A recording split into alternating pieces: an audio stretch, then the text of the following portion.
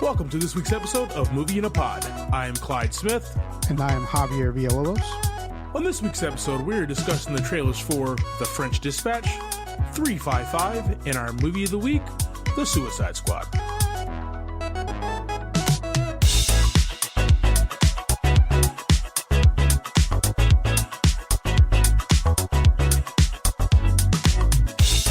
All right, Mr. Villalobos. Yes, sir. How are you doing today, sir? Doing pretty awesome. How about you? All right. Pretty good, man. Pretty solid weekend. Yep. Spent a lot of time in the theaters watching a few movies, but I want to talk about a few trailers that I dropped to you recently, man. Let's talk about this Wes Anderson flick, The French Dispatch. What were your thoughts? So I'm going to be completely honest with you. Yeah. I understand what it's doing, but it really went over my head. It's very kind of eclectic trailer. Yeah. From what I understand of it, it's basically like a bunch of stories within a movie, right? Is what it's going to kind of be. So it's kind of all over the place in there. I didn't see any like actual story in that trailer. It was just like a bunch of random stuff. So it kind of went over my head, to be honest with you. Yeah, man. So Wes Anderson, I don't know if you've seen any of his movies. My favorite is The Fantastic Mr. Fox. And Isle of Dogs was pretty good as well. He's a different type of movie maker. Mm-hmm. Everything, like, I think the perfect word to use is eclectic. It's out there. He has a style. He has a visual style that's like his own. Mm-hmm. And I think this movie itself is going to be a love letter to old school writers, old school newspaper companies and businesses and stuff like that, and how they tell their stories and how they kind of put them together. I think that's what it's really telling. Now he's going to do that in the most zany, weird, fun, hilarious way possible, because he does in all of his movies. He just has a really dope style that I just love seeing, and it's different from the stuff that we're normally watching. You know what I mean? So this is not a movie that I will be watching in the theater. I don't watch any of Wes Anderson's movies in the theater. But I'll definitely post up on the couch, grab a drink, grab a snack, and we'll definitely be enjoying it whenever it comes out on HBO Max, because everything goes to HBO Max. So, yo, man, female-driven, led, let's stop World War III movie, 355. Talk to me, man. What were your thoughts? So we got basically these 4 international agents. Badasses. And that's what they're doing the whole movie, just being badasses. I think that pretty much sums up the whole trailer. It's another one with a fun cast, and they're just looks like they're traveling around the world, right? Like, so we're going to see a bunch of locations, and whoever this is, they're hunting to get this weapon back as they're taking them all over the place. Yeah, man. This one's directed by Simon Kinberg. He did just recently direct that X-Men Dark Phoenix. We won't talk about it, but Simon Kinberg is also a great writer, known for a lot of movies. So he did like X2. He wrote part of X3. He did he produced some of the Kingsman movies, wrote a little bit on those as well. So he has a good style and flair. He's trying to get into more directing now. So this is his second outing. He picks up Jessica Chastain, who he had it in Dark Phoenix, but she's like, she has a big role in here. This movie, I'm definitely in the theaters for, man. This looks fun. Yeah. If you throw international espionage, you know how I am about my Bond movies, right? Oh, yeah. If you throw like female driven, I mean, like Ridley Scott, what he did for like female characters, and James Cameron in the same exact way, like, that's my jam. I love seeing powerful women like take control and like save the day, right? And you got this like beautiful cast of just people, Sebastian Stan and Edgar Ramirez, like hunks, you know what I mean? with all these beautiful ladies as well, and just globe-trotting, shooting, blowing up stuff. Like, you got to watch a movie like that on the biggest screen possible. Yeah. That's why I'm going to be in the theater, man. That's going to be a fun flick. Yeah, that's going to be a good one, man. I'm pretty excited about that one. That comes out in January 2022. Nice. So what did you check out in the theater this weekend? Free Guy. Nice. Ryan Reynolds, man. He continues to amaze me with his acting chops, man. He's just he's up there. He's a leading man. I'm gonna try to get to that one. It's coming up Sunday. Check that one out. Good deal, man. Good deal. You said you saw you and the wife saw Jungle Cruise, right? Oh yeah. What'd you talk? This is one we haven't talked about. What'd you think about that, man? It was a mixed bag of feelings in there. It started out, just kind of telling that story, but it was full of action. The action in it was fun. I mean, the fighting with, just people or the creatures and things like that. I think The Rock really puts a lot into those scenes, right? That's his thing. Yeah. And, his acting is all right, but, when he's fighting and punching things and just breaking whatever, that's where he's at. Overall, I really enjoyed the movie. Emily Blunt, we don't have to say a lot about her. Just a fantastic actor, man. She's on top of her game. And she got to have her accent in this movie. Yeah. Oh God. Right. So the one thing I love about Emily Blunt, man, not only is she like ridiculously gorgeous and like you can't have that. We said it last week. You can't have that accent and be gorgeous. Like, it's just really unfair. Right? It's really unfair. And she definitely does this, but I like how she just how captivating she is on screen in every single frame, and she just brings it, and there's just so much star power there that she's just fun to watch. Whatever she's doing, man. Like Devil Wears Prada, the Quiet movies. What were the Don't Make a Sound? Place. The Quiet Place. I said, what? Don't make a sound. What the hell is wrong with me? This is why we shouldn't record after 9 p.m. Don't make a sound, and then don't make a sound part 2. That's a spinoff you could do. That's the same movie. No, that's a Wayne's Brothers like a scary movie type thing, right? Like a spoof. Don't make a sound. If you guys take that, we will sue you. Okay? Yeah. I thought Jungle Cruise was fun. The only thing I did not like about it, if you haven't seen Jungle Cruise by now, watch it. It's on Disney Plus. Yeah. It's in the theaters. It's great. I felt like I was watching Pirates of the Caribbean, Curse of the Black Pearl, like a rehashing of that. I mean, fun throughout the entire thing. Don't get me wrong, but I'm just like a scaled down version of it, though. Like exactly, a smaller situation. I mean, you're on water. You're dealing with the undead. The lead character is not really alive. Is the undead or whatever.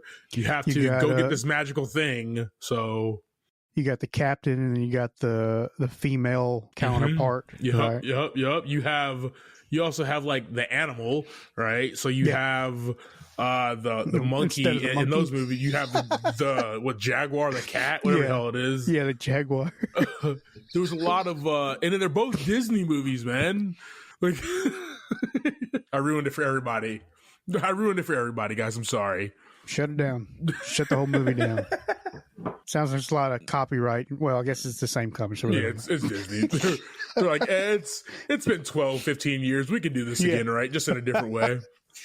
But Jungle Cruise was definitely fun, man. Definitely was fun. So highly recommend seeing that on a big screen as well.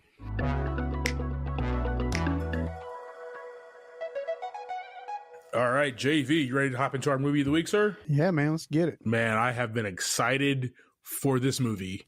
I'm getting a little sleepy. It's kind of late. So. This is us recording after 9 p.m. This is my fault this time. All right, man. So let's go ahead and hop in this. We got The Suicide Squad. This movie came out this year, along with a lot of other great movies that came out this year, like we just talked about, Jungle Cruise. This one's actually written and directed by the amazing, talented, probably the best character writer out there right now, James Gunn. Yeah. Just awesome. Budget for this one was $185 million. So far, it's only around $120 million at the box office. But, we've been seeing that this whole time when these things are dropping in theater and streaming at the same time.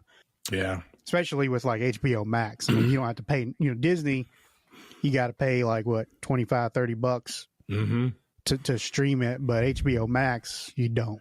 Those numbers are pretty skewed. Yep. Not everybody's really going to the theater right now. You know what I mean? It's still not at Max. Yeah. So, I mean, I watched it in my living room. Yeah. Yeah. I did the same thing. I didn't go to the movie theater, so, I get it. So we got a huge star cast here. And we're going to start out with Margot Robbie as Harley Quinn. Idris Elba as Robert Dubois or Bloodsport, John Cena as Christopher Smith or Peacemaker. I couldn't see him the entire movie. I mean, I saw him in the credits, but I don't know. I was wondering where he was at the whole time. I was going to say that joke. You got to before I did. Perfect. We have Joel Kinnaman as Colonel Rick Flag, Sylvester Stallone as the voice of the Nahue or King Shark, Viola Davis as Amanda Waller, Peter Capaldi as the Thinker, David Dastmalchian as Abner Creel or Polka Dot Man, and then Daniela Melchior as Cleo Cazo or Ratcatcher 2.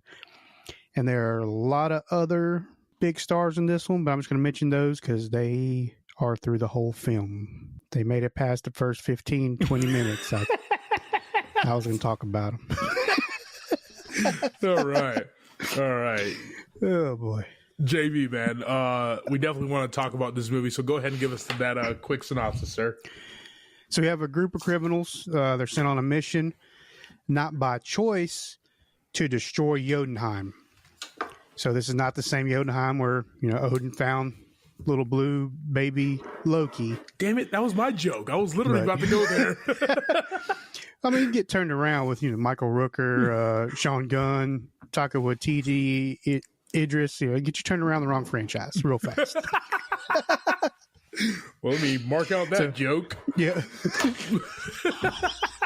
So, anyways, this team of criminals, they go on this mission. They discover a dirty secret, and they end up having to take down an extraterrestrial in the form of a starfish, which is not slang for butthole in this instance. Just FYI.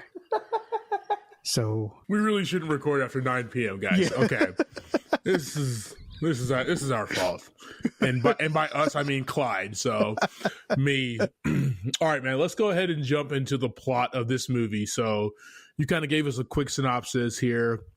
Yeah, we have a squad of villains to stop a dictator, right? Mm-hmm. Way better than the plot of the first movie already. Like just if you just say that, right? It's more streamlined. It's real, that people can get behind. Yeah. It's simple, and it leaves room for a lot of the characters to breathe and not have to be bogged down with the plot of what they're actually trying to do, right? And like the thing that I really liked about this is it's a very simple plot. And the beauty is, the team and how dysfunctional they are and how they have to work together, and just the jokes and the animosity and the craziness and King Shark trying to eat people along the way. It's just what James Gunn does is take characters. He did it with Guardians as well. He takes these characters that nobody really knows about. Honestly, I've been a DC fan my whole life. I've never heard of Polka Dot Man or Bloodshot, Bloodsport, or Peacemaker. I think I've heard of Peacemaker, maybe, but never really read a comic or saw him in anything. Ratcatcher, never. But he takes these like obscure characters and breathes amazing life in them and make them really cool. And they're kind of weird. Yep. Right, but he makes this movie around that. So even though you have a dude who's shooting polka dots out of his body, he makes it do something cool. It's something cool that happens. It's not just like, okay, these polka dots are flying around, the things incinerate everything, right? So you got to kind of give it that flair at the end in order for it not to be just nonsense. Yeah, and like what James Gunn does best, man, he's just deep into characters and understanding them and giving them all just something to do, right? Sometimes when you have like a large ensemble cast, some people are left off, right? They might get introduced, they might do one or two things, but they're not really central to the plot. Like it could be the Indiana Jones effect where you take them out of Raiders of the Lost Ark and the movie still happens, right? Yeah. He does a good job of making sure everybody has screen time, and they're worthy of the screen as well, which I just love. But yeah, they all kind of have a job, right? Yeah, this Yeah. This what they do. They get dropped into Corto Maltese, man. I think this is the first time in cinema history that we've actually been to Corto Maltese, right? We talked about it in 89 Batman. I think they talked about it before in a couple other DC films, but this is the first time that we're at this fake DC South American country, right? Yeah. And we're here and they have a job to do, man. They're sprawled out across this whole country, and we're there with them every step of the way, man. So it's definitely fun. Yeah, they did a real good job as far as the backdrop of, like you said, it being a, fake Corto Maltese. But, some of these other DC movies, you get in there and they get the CGI going, and it just, you can't fall into it. Yeah. You're looking at it like, okay, this is, and obviously a fake place. This whole thing CGI, you can tell everything. But this one was a little tougher. I mean, you know what it is, and they're on a sound stage and they're using the green screens a lot. But I feel like a lot more went into the veil of that and covering that up more. Oh yeah, definitely. And we'll jump into that when we get to the sets here. I love where your head is at, man. Let's go ahead and jump into these characters, and let's start at the top, man. This is her third outing now as Harley Quinn. Still crazed homicidal woman. Yes, with a penchant to kill people with style. I really like her in this movie better than I liked her in her own movie with that cast, and in the first Suicide Squad movie. Yeah, she's free to be her own woman without Joker in the background, without him. Yeah, the possibility of seeing him, or worried about some guy that she has to bow to, like she did in her movie with Ian McGregor's Black Mask character, right? I want people to watch this movie. This movie is fantastic. This movie is great. So as far as giving things away, I don't want to do that too much, but there's one scene of hers where there's like a breakout scene, and just describing it, it's deadly, it's gory, it's beautiful, it's disgusting, it's stunning, all at the same time, man. And you will fall, if you haven't already, you will fall in love with Margot Robbie's Harley Quinn because of this scene alone, man.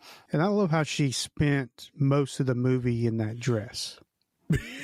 Like, the first one, she was walking around with her butt out the whole time. Yeah. This one, she's a little more classy in this one, right? She thinks she's a princess. Oh, yeah. Oh, yeah. She was definitely fun, man, with watching her in that. And that goes to show, once again, James Gunn, go back to the character development. Yeah. He could have went the, slutty Harley Quinn style that's been so popularized now by so many Instagram women, but oh yeah, he put a dress on her, man. Put a dress on her and some combat boots, and was like, "Hey, go save the world." Yeah, it was awesome. Yeah.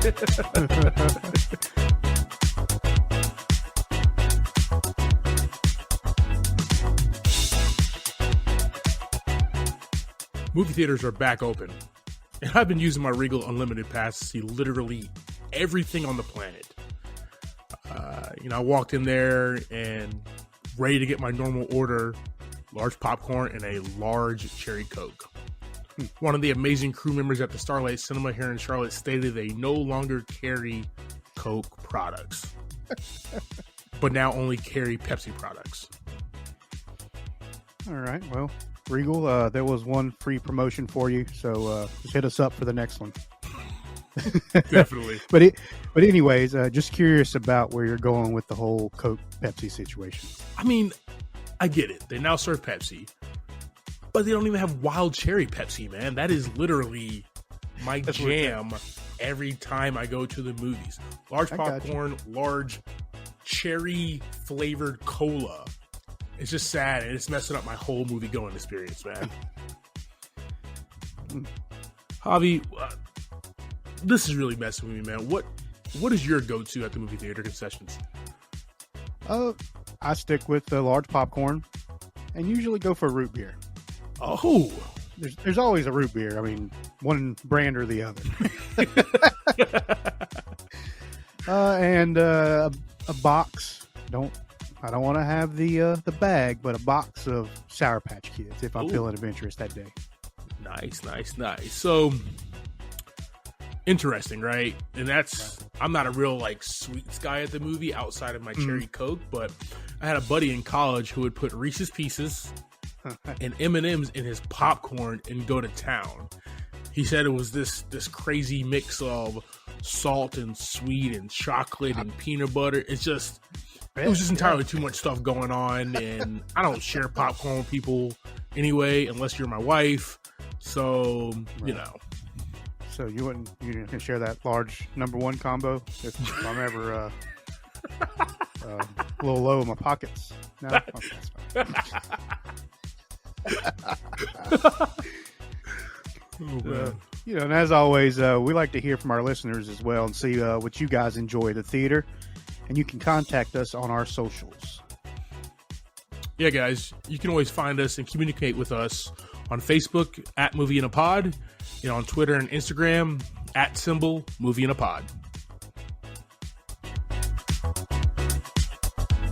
Cool, man. Let's move over to the newest edition here. One of the newest editions. We've got Idris Elba as Bloodsport. Talk to me, man.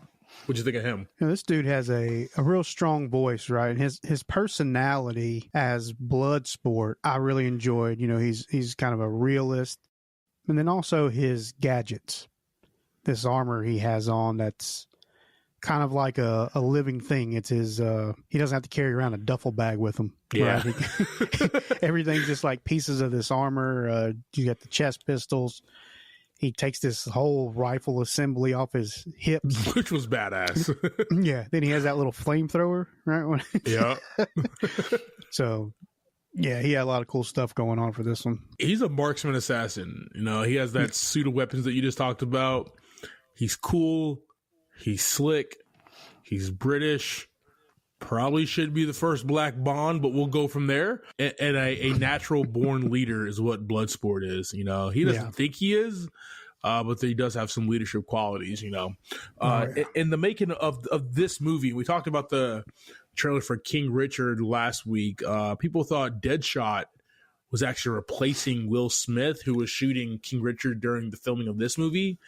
He was going to be recast, but Gunn decided to use a different DC character, which I think was a great move. Oh man, far better, better, man. It leaves room for Will Smith to come back as Deadshot and keeps Bloodsport here, who is just a different character, and he's badass and he's fun. Yeah, I mean, it's not worth it to cut that role like that. I mean, so many DC characters. He made a great decision. Yeah. Especially when you're bringing back actors that are the same characters from that first movie too. Yep. So you gotta keep it rolling the right way with these guys. Let's move over here to probably the funniest character, but my least favorite character, John Cena's Peacemaker, man. This guy's arrogant. He's kind of a crazed asshole, and he's a lot like Bloodsport. He's exactly Bloodsport. He's exactly skill-wise, which is funny because they James Gunn has them playing off each other very well. Just the scene going through the camp itself and how they're trying to one up each other. Mm-hmm. It doesn't get any funnier than that, man. but toward at the end of that scene, you're just like, oh, that was messed up, man. Yeah. And John Cena's like comically gigantic. Oh my God, he's huge. His arms are so gigantic, and it's just, and then the uniform is super tight. So just his movements and what he's doing, it's like he's just so relaxed. He shoots a guy in the head. It's like, he just shoots the dude and keeps walking. He picks his nose. And just the attitude was really, really good. Yo, man, did you see his first movie, John Cena? It was called 12 rounds or 13 rounds or whatever. Did you ever see that? I don't think so, no. Dude could not act a lick in that movie, right? It was directed by Rennie Harlin. I'm going off topic real quick, I know. Mm-hmm. But it was directed by Rennie Harlin. And it actually was a good premise and actually a good movie. It was one of those WWFE produced movies. 12 Rounds is what it was called. Gotcha. It was not a bad movie. He just really couldn't act. So from him then, it might have been like early 2010s, 2011, 2012, something like that.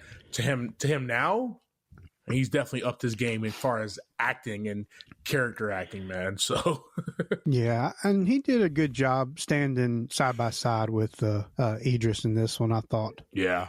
Now, it's hard to keep up with a person like that, but he did his thing. Cena plays a quote unquote good guy with a horrible way to find peace. That's his gimmick. Whatever he's got to do for liberty, right?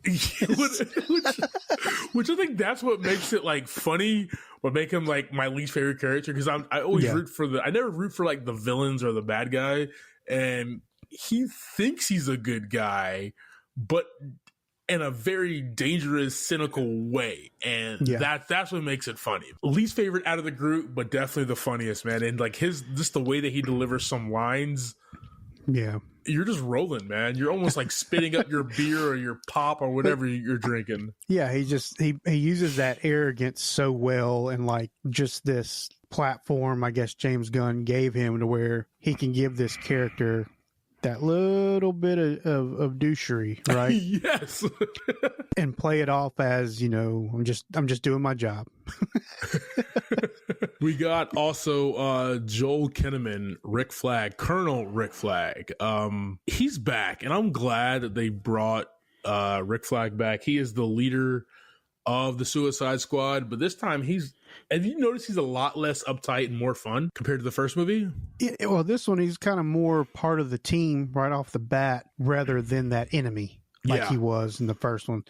First one, he was an enemy all the way to the end of the movie. Yeah. And then this one right up front, they all know the deal. They're not fighting each other. They're not doing this, that, or the other. That was his difference in personality that I caught right off the bat.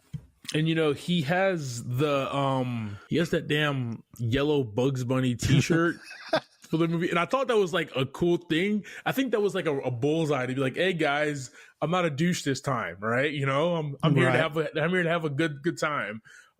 Just him with the sombrero and the bar with them. Like, he was just one. I really like Joel Kinnaman, and him as Rick Flag was really, really good.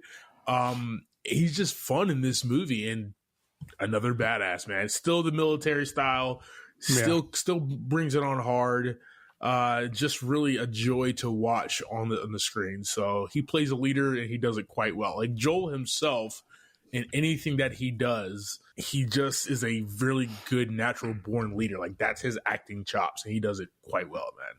Amanda Waller, Viola Davis, man. I mean, she's it. She's Amanda Waller. I mean, she's got the attitude, and she's got that very forceful voice as well when she talks. She is still a badass. Oh, yeah. Still not to be messed with. Still somebody who will kill a member of the team because they made one wrong step. Yeah, I mean, even in the first one, she was the same exact way. Oh, she has not changed. Yeah. I think in the first one, she actually pops a few of the agents, right? Because they're not the right level of security or whatever, clearance. So she just offs 2 agents. It was like, all right, let's get out of here. She's the leader of this Argus, which is a secret top whatever operative, and she gets results with the Suicide Squad teams, man. That's her whole thing. By any means necessary, she would do whatever it takes, jump over anybody's back, step on anybody's back. She does not care, and her job is to get the job done. The thing with Amanda Waller that I always thought was interesting in the comic books and Viola Davis's portrayal of her is she is such an alpha female, which you don't see much in comics, which is awesome.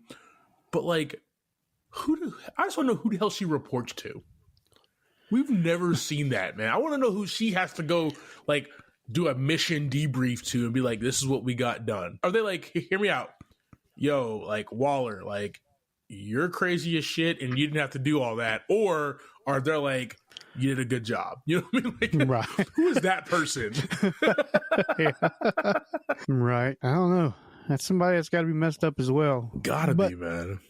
But that's her whole thing, right? She's got these people who don't report to anybody. They're not part of the military. Don't report to nobody, so they can go do whatever, wherever, and if they come back, cool. If they don't, that's cool too.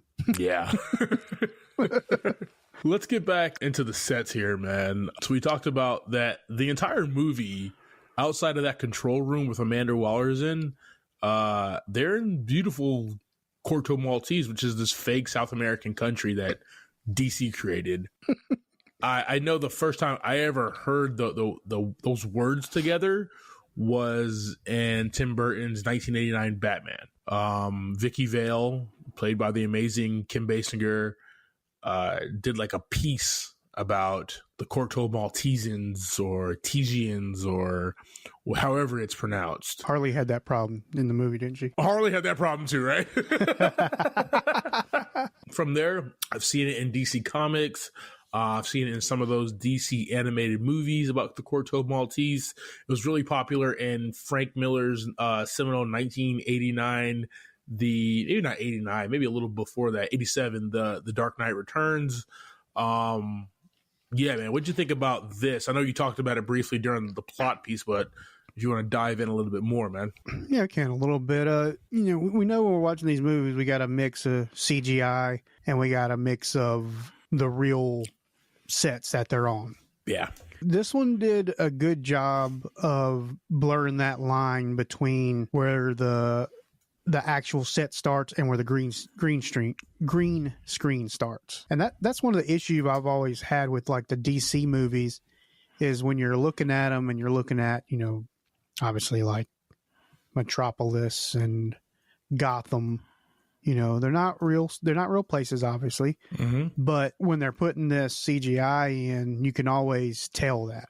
I felt like this one did a lot better job of blurring that line where it was harder to tell, what was real and what wasn't. It was a gorgeous place, man. As far as a South American country, it had the beach, it had the jungle, it had some like downtown city kind of nightlife ordeal that was dirty and grungy and looked fun at the same exact time.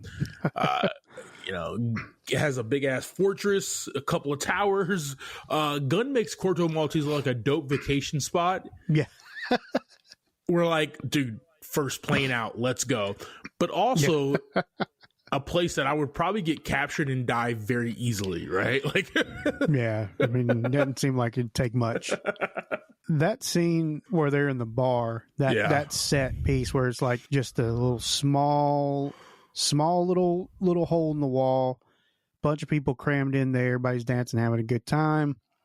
That was one of the funnest parts of the movie, I thought. It made with John Cena dancing, Polka Dot Man dance. Everybody's having a good time. And Polka Dot Man was getting it. Polka Dot Man was getting it, bro. He was having the best time of his life. Until. Yeah. Yeah, that got weird. That got strange real quick, man. So Messina's going and he's got that like little shirt on. So it's like it keeps coming up and showing off his stomach and stuff the whole movie. The entire hilarious movie, bro. Because he's so gigantic. Dude might as well just been naked the movie, you know what I mean? Just might as well. Was close enough. Well, that was something too. You never saw anybody in this movie lose their shirt. Yeah, man. It's funny you say that. Most action flicks, you got to have the superhero Chris Pratt in Guardians, right? Yeah. And got to have the shirt off or something. This, everybody stayed, except for the Weasel in the beginning. I mean, he was naked. I mean, he was just out. He was out there. No pants. Yo, even King Shark had pants. Yeah, I know, right? I didn't think about that. He did have short. He had like board shorts on, bro. Yeah. Board shorts. He had some like a rip curl or some Hurley shorts or something, man. About to catch a wave, bruh. Oh man, so I don't want to take too much time on his, but I just want to talk about Gunn and the way that he uses music real quick. Mm-hmm. He has a way with using very popular music in his movies. It continues that trend with this one as well. He uses Johnny Cash, Kansas, the Pixies, some other ones as well. just to make this wild, bloody ride more fun.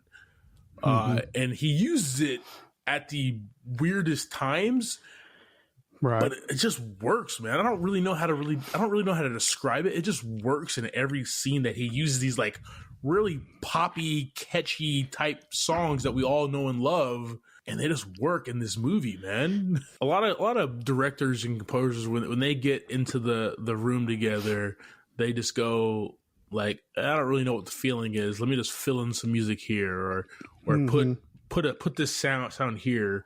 But every tension, every beat, every like dramatic pulse, there's the right piece of music for that.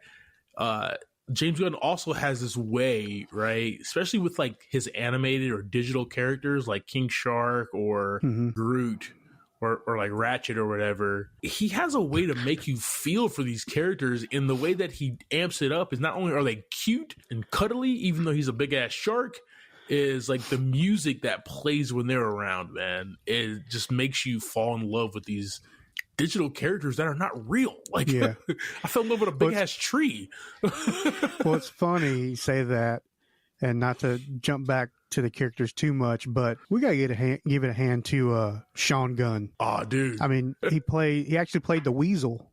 Yes, he did. He was the Weasel, and then he had a actual face cameo in the prison part, which was pretty funny, hilarious. Actually. Yeah, it was really good.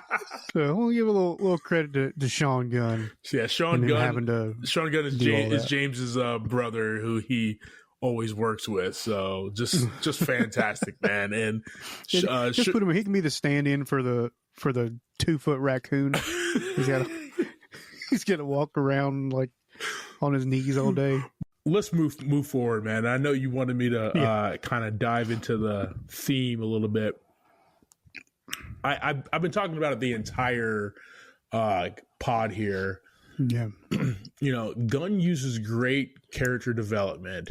He gives you a very simple plot to emphasize what's needed to be done, and that we as people are called to do more. That we can be better, and no matter what your weird, strange, messed up, deadly, bloody past is, we all can be great, and we're all called. We all have a purpose, right? Yeah. I'm wrapping up my notes when I'm watching this movie earlier, and I'm like, wait, is that Taika Waititi?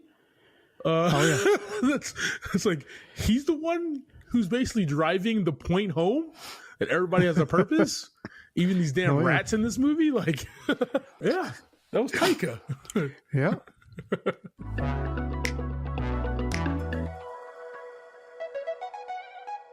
All right, JV. So that is the Suicide Squad. What were your thoughts, man? How many buckets of popcorn did you give this flick?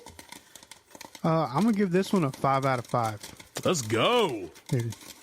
I can't say nothing we haven't said through this whole movie about James Gunn, or through this whole pod. Yeah. About James Gunn and the way he puts his movies together, the way he uses fictional characters, CGI characters, whoever, and just keeps you like wanting these guys to be better. Yeah.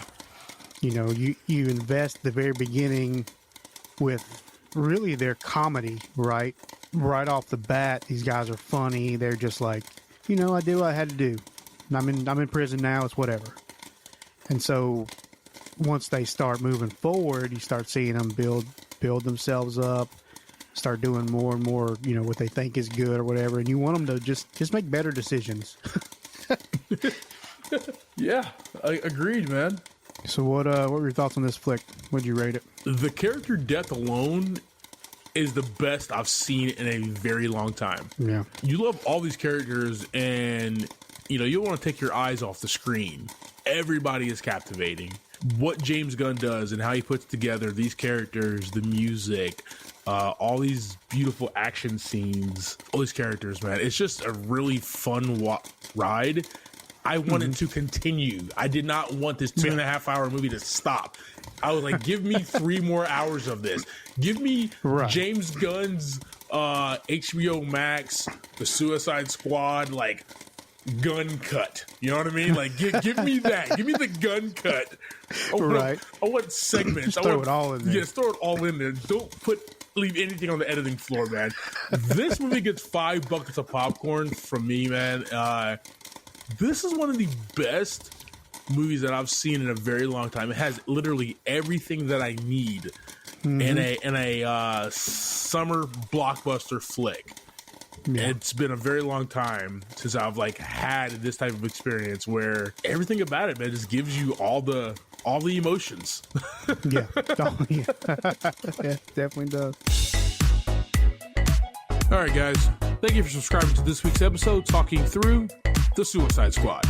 Next week, we will be talking about the Guy Ritchie directed film, Rock and Rolla. And that is streaming on Showtime. I am Clyde Smith. You can find me on Twitter and Instagram as I am Clyde D. Smith. I am Javier Villalobos, and you can find me on Twitter and Instagram at Mr. J8200. Thanks, guys. Appreciate it.